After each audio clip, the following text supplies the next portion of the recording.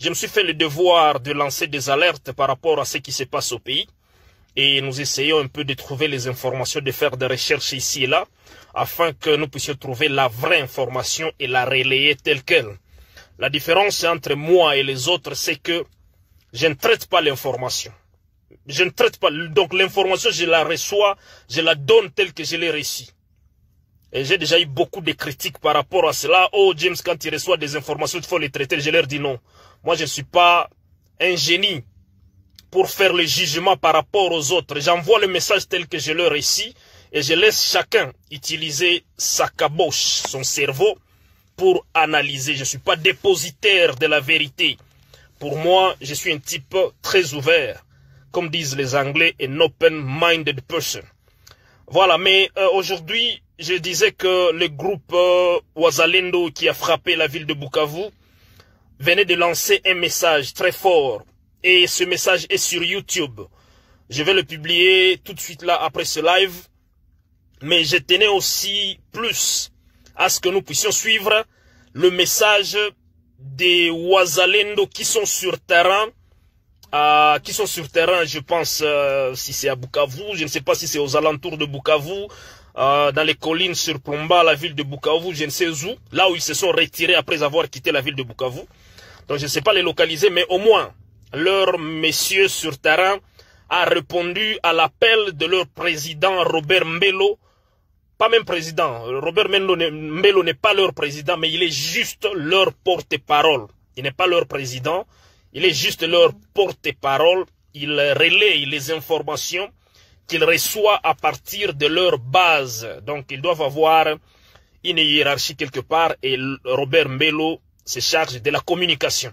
Mais voilà, suivons ici en direct le message de celui qui est sur terrain. Et surtout, je vous demande encore de partager, parce que ceci, ça peut aider aux gens, ça peut aider notre sécurité, ça peut aider nos autorités, ça peut aider notre population, ça peut aider chacun à prendre ses mesures pour se protéger, parce que j'ai tendance à croire que ces gens ne blaguent pas, mais aussi j'ai tendance à croire que nos autorités me semblent être préoccupées par d'autres choses. Et voilà, nous on veut juste les tenir, être témoins, pour que demain ils ne puissent pas dire non, on ne savait pas. Parce que c'est devenu leur culture. Vous leur alertez sur quelque chose, ils négligent, on frappe. Quand ces gens frappent, demain ils disent non, nous on ne savait pas. Non, on fait ça publiquement pour que nous puissions leur prendre en témoin et responsable de tout ce qui va se passer. Voilà, suivons le message de ce groupe qu'on appelle chez nous Wazalendo et qu'on appelle à l'extérieur du pays CPCA A64. Voilà, c'est ça le message ici. Oui, cher président national. Le message est bien reçu. Je vais les dispatcher à toutes les coordinations provinciales et même mon adjoint national à Kinshasa, je vais le lui donner comme moi je suis en train de prendre le soin. Essayez aussi de contacter nos représentants de Paris. Faites large diffusion comme vous êtes à Londres, Canada et autres, afin que nous puissions atteindre les objectifs que nous nous sommes assignés. Concernant l'article 64, vous avez raison, nous sommes tous informés, suffisamment informés outillés de cette occupation de notre terre. Beni, Butembo, Rutshuru, Walikale, Bukavu, le contrée de l'Est est sous occupation. Et l'occupation a atteint même le summum du pays parce que même les dirigeants actuels, imaginez-vous, on tue à Beni, on tue à Goma, on tue à Bukavu, Kinshasa c'est la fête. Les autorités silence radio, aucune information, aucune communication. Les soi-disant dirigeants, les soi-disant présidents pour ceux-là qui les reconnaissent, oui, il fait des tournées et quand on lui pose des questions dans ces tournées soi-disant des semblants diplomatiques, il dit que non, le Congo va bien.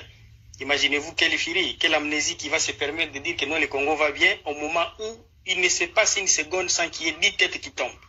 Et quand il y a un bilan de 10 têtes, donc il y a eu 100 têtes. Nous savons comment les calculs et moins se font. La MONUSCO, ça fait 21 années, 22 ans qu'elle est au Congo. Nulle part au monde. Raffinez vos archives. Une mission des Nations Unies a déjà eu à implorer, à imposer la paix. Jamais. Les missions se sont pilulées ailleurs. Les casques bleus de la MONUSCO des Nations Unies qui étaient au Rwanda. Leur départ, c'était une génocide sanglante. Avant qu'on tue Lumumba, les casques bleus étaient ici. N'avaient rien fait. Donc, ils viennent avec un plan. Au contraire, et aussi, ils augmentent les sécurités. Ils ont déjà planté, ils sont derrière le multinational. Les firmes là qui viennent là pour le bien minéral. Et dès qu'ils viennent pour le mine, ils prennent, ils tirent profit. Alors, ils font une couverture de sécurité. Et ils se disent au moins qu'ils sont des observateurs. C'est vrai, ils n'ont pas mandat d'intervention. Alors, nous sommes trop lérés. Ils nous ont dupés. Et c'est pour cela que j'ai même fait un message hier à toutes les coordinations provinciales, nationales et interfédérales pour dire, nous devons nous lever maintenant debout comme un seul homme. Comme la CLC, la Milapro de l'église protestante. Ils m'ont notifié hier que les 13, ils vont marcher. Je vais voir comment ma santé sera.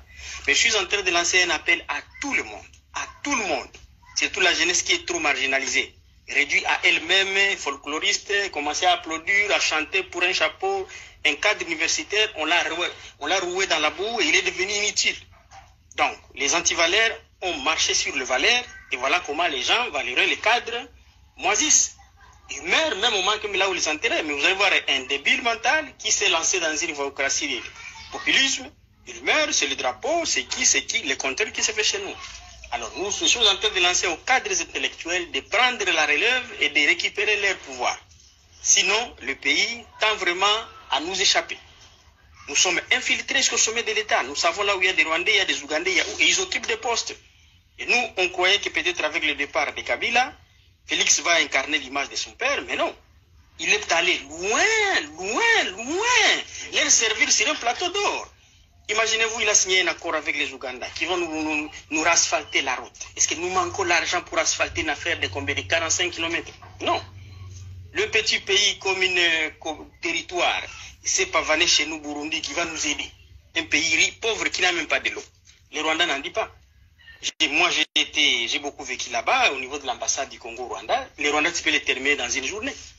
Donc, ce sont des pays annexes là-bas qui sont comme des ponts, des multinationales, et comme ils nous connaissent, nous partageons, il y a des langues aussi interfrontalières là-bas, il y a des populations qui sont mariées, c'est vrai, les populations riveraines, alors, et ils profitent de ça pour les habiller, les armer, et creuser les minéraux, nettoyage au Rwanda, nettoyage au Burundi, et puis ils emballent et les firmes récupèrent. C'est ça au moins la ligne un peu de commerciale, comme on disait, la ligne de commerce triangulaire. Non, ils quittent au Congo, Ouganda, Londres, ailleurs. Nous savons les firmes qui payent et qui achètent nos minéraux. Les minéraux étaient frappés depuis 2007, comme les minéraux de sang, par les rapports mapping. Mais qui vient de marcher sur les rapports là-bas? C'est Félix. Dès que Félix a noué des accords avec Kagame, officiellement, sous les yeux de tout le monde, donc il a contredit la thèse pour dire que les Rwandais viennent nous agresser, que nous sommes en bon terme, en bon climat. Oh, cette contradiction au niveau du droit pénal international. Nous sommes en difficulté aujourd'hui de poser une plainte contre les Rwandais. Parce que notre chef suprême de l'État, il est allé signer un accord en pleine journée de coopération. On ne peut pas coopérer avec un pays avec lequel on est en guerre. Donc, c'est parce qu'il ne connaît pas ce qu'il fait Félix là-bas. Il a marché sur toutes les plaintes que nous on avait. Aujourd'hui, Kagame qui est sorti quitte. Il a gagné les duels diplomatiques parce que notre président est allé signer. Il a invité à Goma, les cassettes, les journaux sont là-bas. Il a invité après là Museveni, on lui a tendu un piège parce qu'on a trouvé qu'il n'avait rien dans sa tête. C'était un homme vide. Alors, c'est ça un peu la guerre que nous sommes en train de faire. Nous sommes en train de les planifier. Il y a des correspondances que j'ai déjà envoyées. Ceux qui sont en Angola, je les ai envoyés ça sur mon email depuis hier. Hein? Merci beaucoup. Je vais prendre un peu les choses. Vous savez que je suis en train de prendre les médicaments. Oui, allô? Merci beaucoup. Ok. Cher diplomate. Bonjour. Voilà. C'est donc ça, la communication du mouvement CPCA A64, qu'on appelle chez nous le Wazalendo. Un message que vous venez tous de suivre et que je serai très heureux de partager avec vous, même sur WhatsApp. Contactez-moi au +1 403 479 0031. Je vais vous le partager pour que vous puissiez suivre et que vous puissiez faire vous-même votre jugement comme je fais le mien. Voilà, merci beaucoup, merci d'avoir suivi, merci aussi de partager et au grand plaisir.